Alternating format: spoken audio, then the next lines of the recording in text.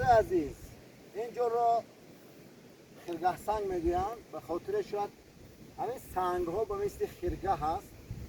سنگ های کلان کلان رو خرگاه میگویند و البته خرگاه سنگ به خاطر که اینجا همین گونه سنگ های کلان به اصطلاح بازم صخره میگویند این رو.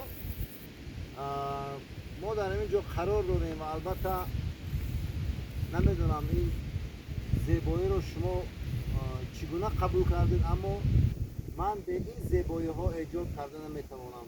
من به این زیبایی ها یعنی که خیش را خرم نمیحسابم و به همین خاطر شاید من اینقدر دلداده این کوه و صحرا هستم که نمیتوانم از وطن خود بیرون برایم و حتی یک ماه یا 2 ماه. ولی به هر حال من دلبسته این دیار نازنینم.